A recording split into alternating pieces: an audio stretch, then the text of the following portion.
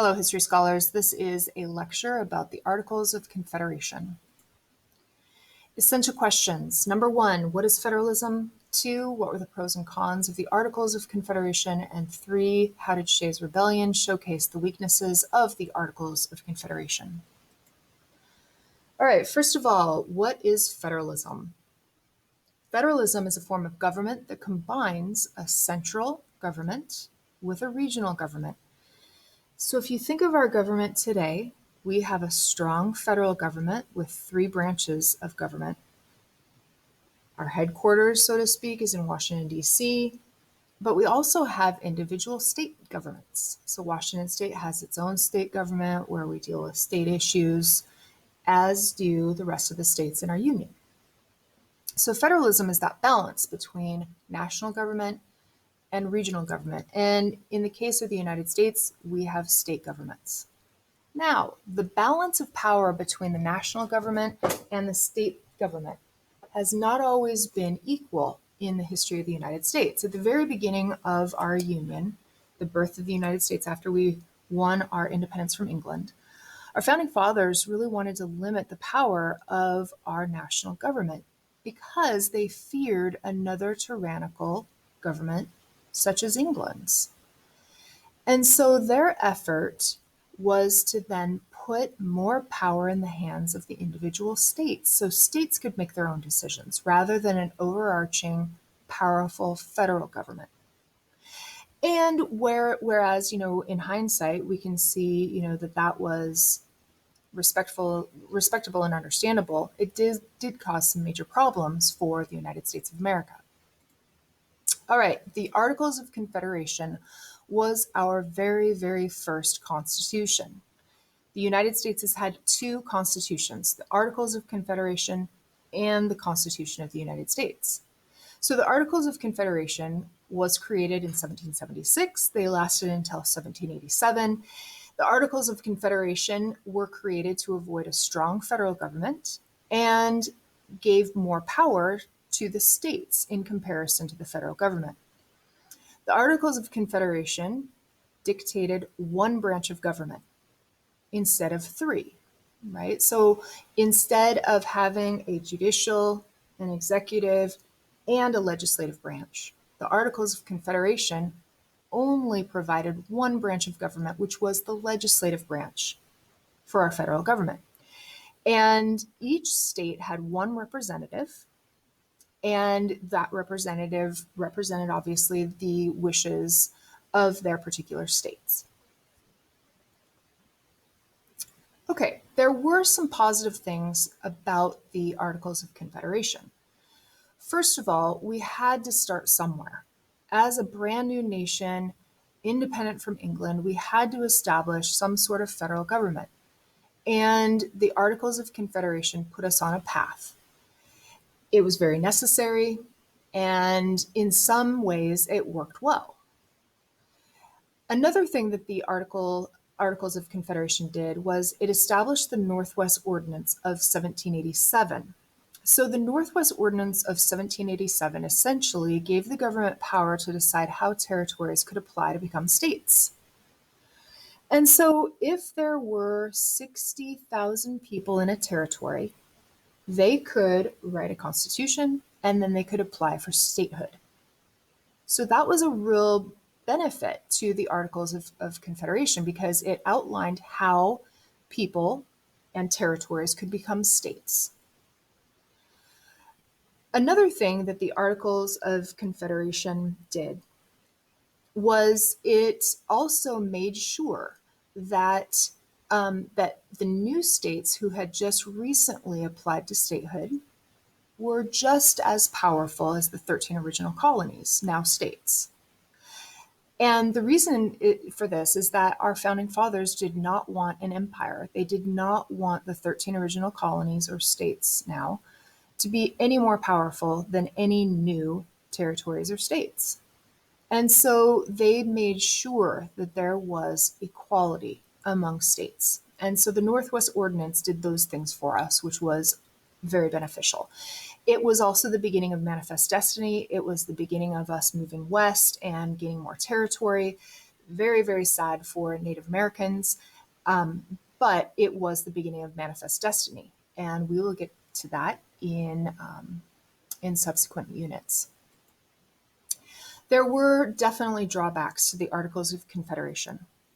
So, as I stated earlier, the Articles of Confederation only dictated one branch of government, which was the legislative branch. So, there was no federal court system. There was no executive branch. There was no president. There was no national bank. There was no trade guidelines to guide how trade and commerce worked between states. And so states had to kind of figure it out themselves without really an overarching government to help. The national government had no way to tax its citizens, and so therefore there was no way to raise an army. And that becomes a problem here in just a second, and you'll see. But we were not able to protect ourselves. And so without the army, there were problems that arose. There was a major conflict in Massachusetts. And I'm going to go into detail about this, but first, a little bit of information about Daniel Shays. Daniel Shays was a Revolutionary soldier. He was from Massachusetts. He fought in the Battle of Bunker Hill, and he also fought in the Battle of Saratoga. Well, when he returned from fighting during the Revolution, he was looking for his payment from the government, and it wasn't anywhere to be found. Massachusetts was exceptionally in debt. They had something like $41 million of debt. And so they were not able to afford to pay the soldiers for their service. So Daniel Shays and other farmers in the area were not only not able to be paid for their service, but in the early 1780s, there were some really bad harvests. Okay, so farmers were not doing very well in the early 1780s. And so farmers were really, really struggling. But so was Massachusetts.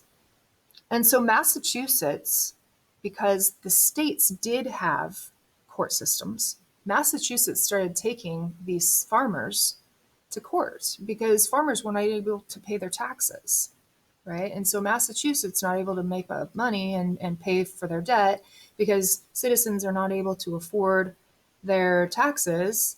And so Massachusetts was taking them to court.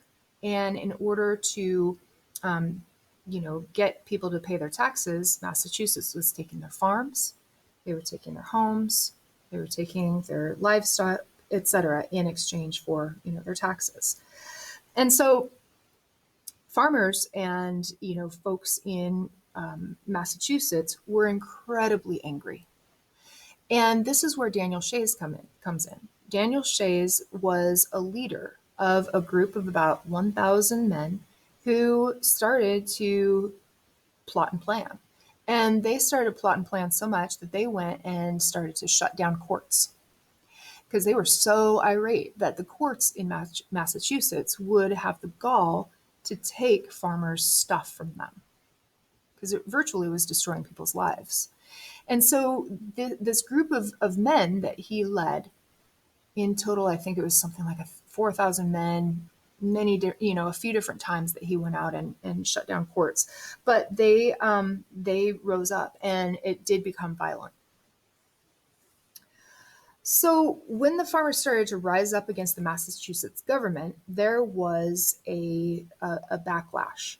And that some merchants in Massachusetts took it upon themselves to hire a militia.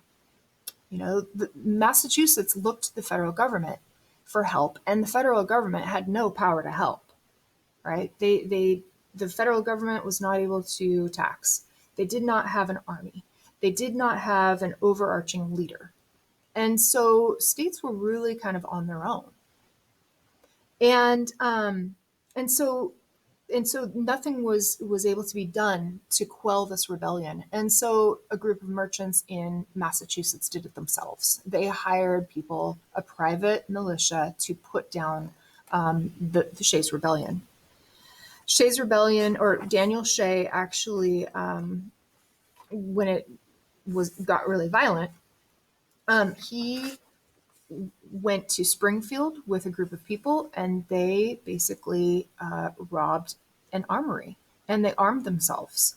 And so the confrontation between Shays' group and this militia became very, very violent, and people did die. Okay, so when this militia was able to quell this rebellion, there were many people asking for the execution of these leaders, including Daniel Shays. Sam Adams was actually the guy that was calling for the execution of these leaders. And so 2 out of like the 16 or 18 leaders were executed. And so it was a really ugly, ugly time in American history. But Shays Rebellion does point out the weaknesses of the Articles of Confederation, in that there was a very weak government, federal government, that was not able to aid their states. So hopefully that helps you with the essential questions for this assignment. Number 1, what is federalism? 2, what were the pros and cons of the Articles of Confederation?